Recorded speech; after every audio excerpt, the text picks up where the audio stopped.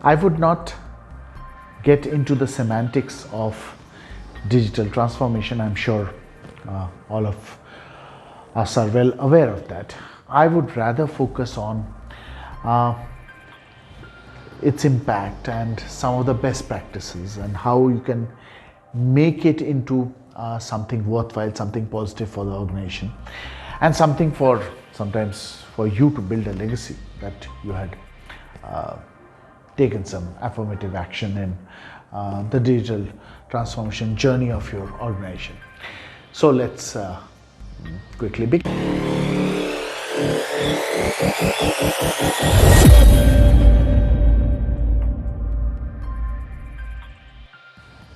So as the title says, there are three important areas of impact. One is, of course, process, which is all the task related actionables.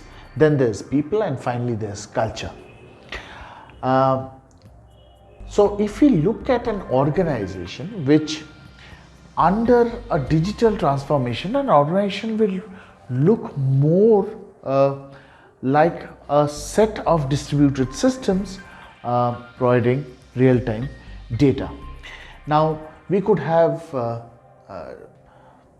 different kind of data for strategic purposes, data for people purposes, data for process purposes, and data for communication and social purposes or interactive purposes. Now all these data become meaningful to us if we can not only view them in real time but also further act upon them in real time. So if I take you back to a very simple example, which is in late 80s, early 90s, the practice was still to apply by writing a letter or putting in a typed application for any kind of job that you wanted to apply yourself to. And you had to wait for the company to come back to you and say, yes, we have received your application and we find you fit into the role, and so on and so forth. Now that whole job role has been squeezed down into probably a few seconds, if not minutes. And that's the power, that's the reason why digital transformation has become the need of the hour, because it seems that we have got habituated to taking decisions not in days or months but in hours and minutes.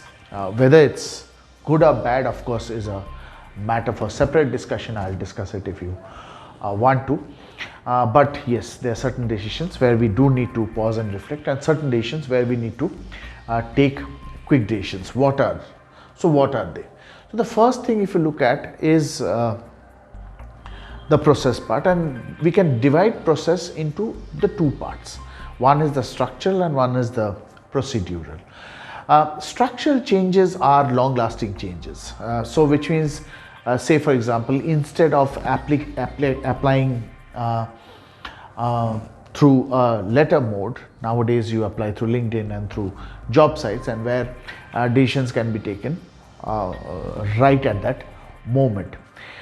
Now this structural change of not only responding back but also in the whole process of this exchange of information, can we also draw further insights? Now today it is possible because, say for example, if you wish to respond back to the candidate through your systems, your HRIS or your ATS or HRMS, talking to the candidate and dropping in a WhatsApp message mentioning that you have been shortlisted, and these are the further next processes you need to follow. Now based on the response that you receive and based on the dropout rates, you could do a further sentiment analysis to exactly tell you that what is causing dropout at the offer stage or at the pre-interview stage, at the shortlisting stage. Now that could be great insight, but for that you will have to agree for structural changes. What about procedural changes? What digital transformation has done is that while it has reduced the gap, you will also notice that as the gap reduces, as time reduces, the organization becomes flatter, which means decision making now has to be much more prompt. Decision making comes right at the base, which means it is it is upon you, it is upon the organization to basically figure out whether it wants that. And that's why I mentioned the pause thing, that there are certain things which you want to pause and reflect, which is, do you want just anyone to decide that yes, this is a good candidate, or do you want to have that control left or maintained at a certain level, which could be, say for example, a subject matter level, or some kind of organizational structural business head level. I would not dwell again into the good and bad of it. I'm sure there are good and bad of it, and that's a matter of different discussions. Now, why are we talking of the process as the first factor? Primarily, as I said, that because the organization is a structure of systems which are talking to each other, what is happening is slowly organizations are become less employee driven and more technology driven.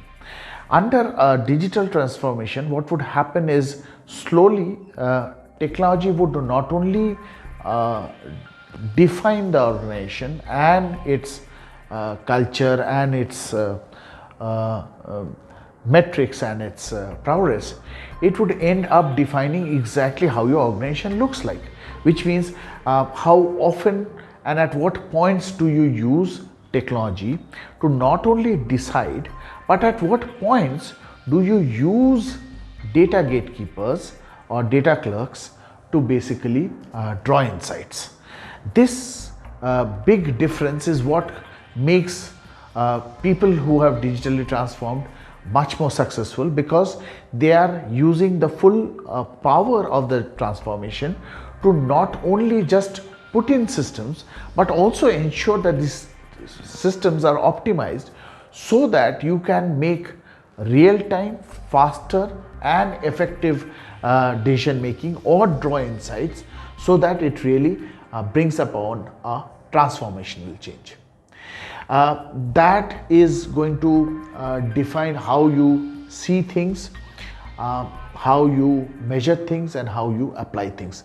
Take the instance of the whole gamut of Python and Tableau and Power BI, and there seems to be a rushed approach of trying to put in these tools. I would say before you put in the tools, understand where you would want them to impact, because different tools have different capabilities, and hence the kind of strategic impact that you would want at in your drawing of inferences or drawing of insights and creating meaningful data points is much more important than just having processes built on Power BI and Python and Tableau, because these processes are incapable till you have the right people who know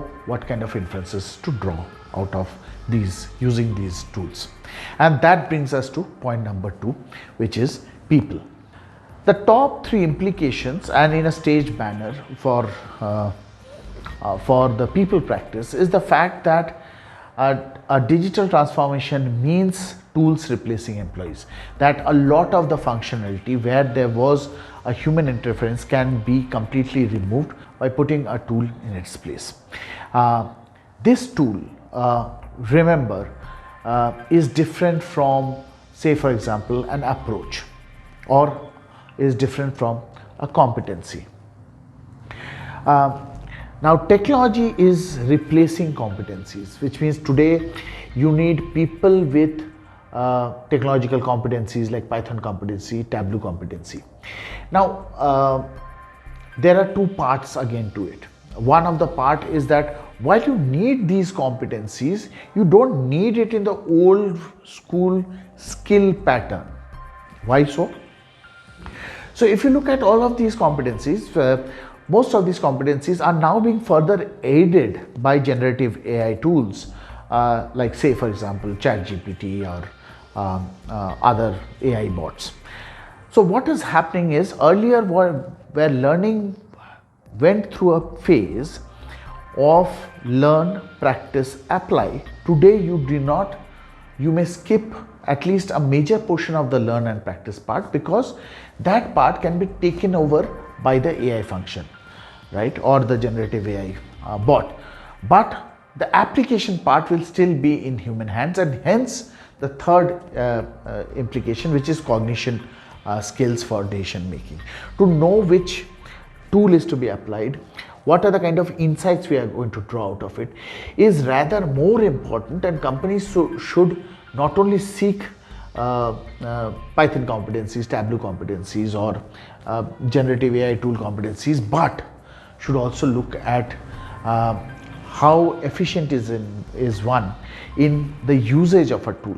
Often what happens is, we may have to go back and relook at the drawing board and see that are we hopefully not just using technology for the sake of using it, or are we really making meaningful differences. And as I said, companies which are really benefiting from it are companies which are using these technologies as competencies and putting in people whom have been given the decision making authority and who are hence putting in the right decisions, ensuring the management making of the tools, ensuring that these systems are talking to each other, drawing insights at the right time, and also delivering outcomes using these tools for optimum purposes and performance.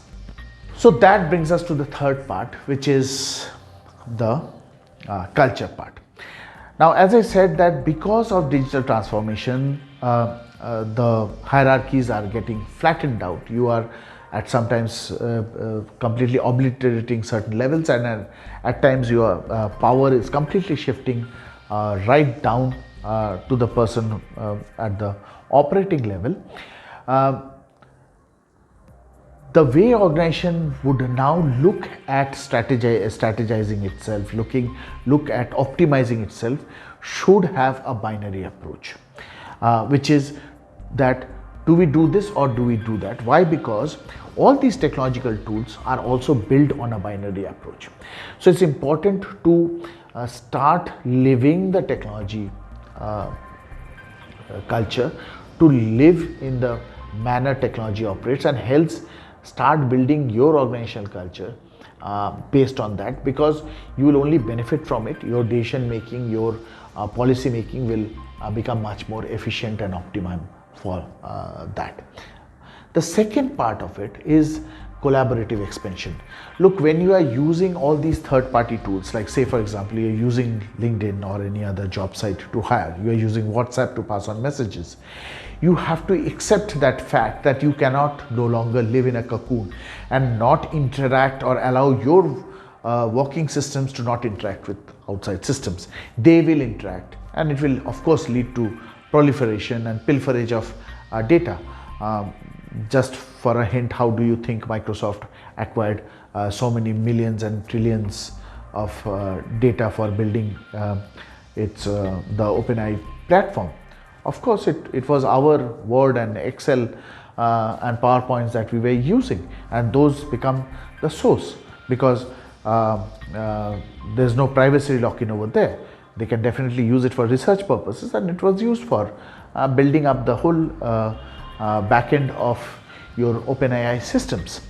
So you all have to accept that if you have to improve, you have to have a collaborative expansion culture, which means you will have to give out some of your data to companies like ours, where we do HR analytics, people analytics, so that we can work upon that data, look at certain parameters where things could be matching, could not be matching, and of course then based on that guide you to say that exactly these are the areas where you might need to confront them quicker, faster, or decide at what points do you want to build in your gatekeepers.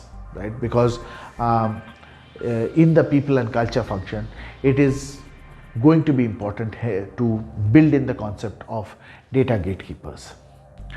Uh, with that, I think I would like to say that as the leadership team who are going to drive them and whose influence is going to be paramount in ensuring that an organization truly transforms itself digitally and digitizes its practices and processes, it also needs to move into the culture practice. And if you begin with culture, which looks like the end piece but actually is the first piece.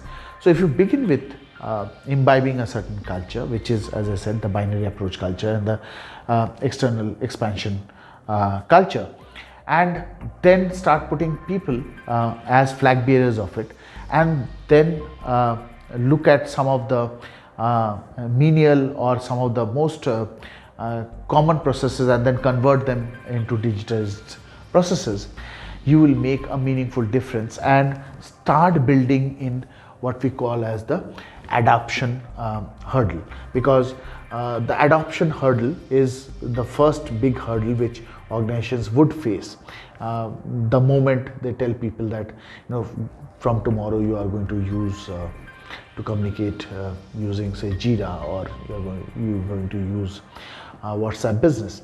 We at Pexetics are available for all kind of consulting and helping you out in this journey. Please reach out to us, and also thank you for being with us in this journey, and we thank you for your enthusiasm and support.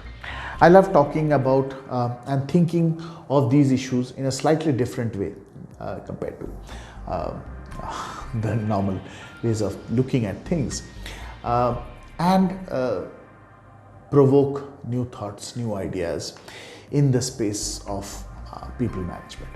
With this, I would like to end this discussion, and I hope you have gained some insight from it. You would be much more careful of the implications of digital transformation or digitization, and understand that all of these three things will have to go hand in hand if you really want to create an empowered, digitally transformed organization.